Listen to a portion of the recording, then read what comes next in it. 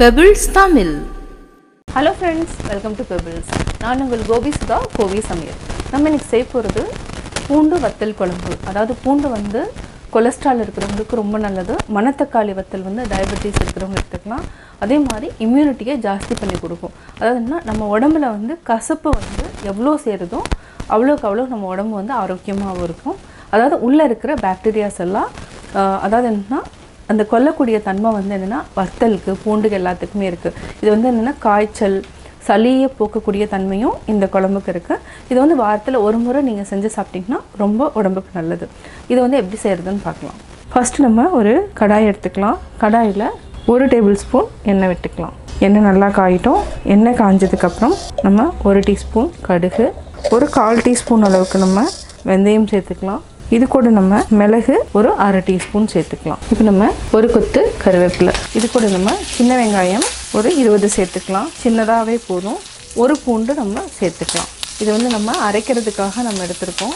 இது வந்து ஒரு அரைவாசி வெந்தாலே போதும். இது கூட நம்ம உப்பு கொஞ்சம் சேர்த்து அரைச்சிக்கலாம். உப்பு லைட்டாக சேர்த்துக்கலாம். இது நல்லா பரட்டி விட்டுக்கலாம். ஒரு 30 செகண்ட் நல்லா வதங்கட்டும். பார்த்திங்கன்னா வெங்காயம் 3/4 வாசி வெந்துடுச்சு. இப்போ நம்ம கேஸ் ஆஃப் பண்ணிக்கலாம். தக்காளியை ஒரு தக்காளி இருந்தாலே போதும். இந்த லைட்டாக இந்த கடாயை ஆஃப் பண்ணிவிட்டு இந்த சூட்டுக்கே நல்லா வதங்கிடும். இதை வந்து நம்ம ஆற வச்சு அரைச்சி ஒரு பேஸ்ட் பண்ணிக்கலாம். இதுக்கு வந்து ஒரு 30 ml அளவுக்கு நம்ம ஊற்றிருக்கோம். எண்ணெய் நல்லா காஞ்சதுக்கப்புறம் கடுகு போட்டுக்கலாம். கடுகு போட்டோம்.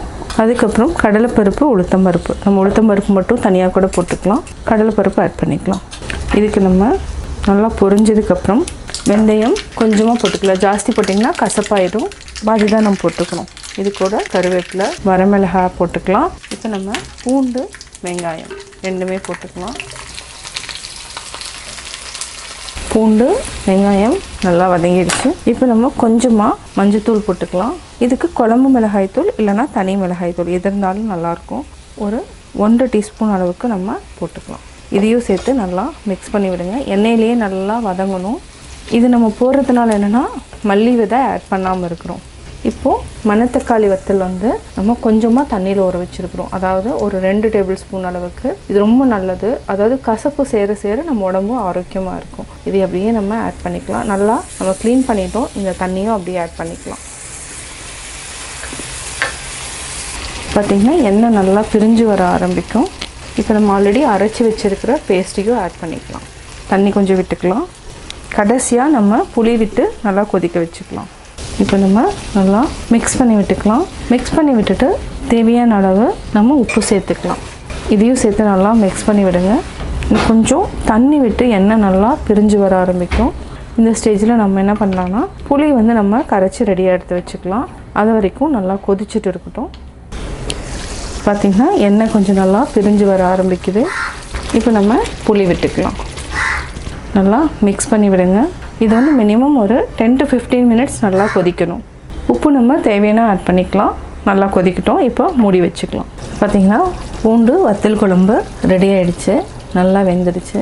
எண்ணெய் பிரிஞ்சு வர ஆரம்பிச்சிருச்சு. இன்னும் நல்லா கொதிக்க வச்சிங்கன்னா இன்னும் நிறையா எண்ணெய் நம்மளுக்கு பிரிஞ்சு வரும். பட் இந்த ஸ்டேஜே போதும்.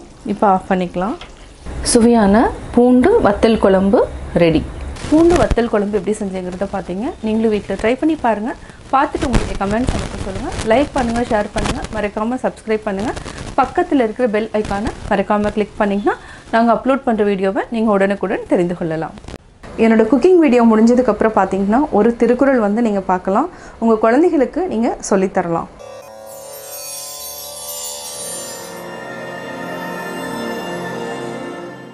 பொது நோக்கான் வேந்தன் வரிசையா நோக்கின் அது நோக்கி வாழ்வார் பலர்.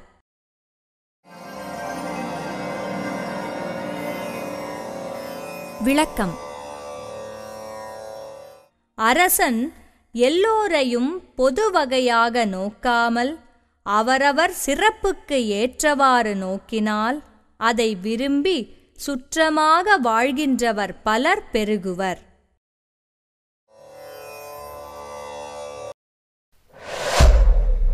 Pebbles Tamil.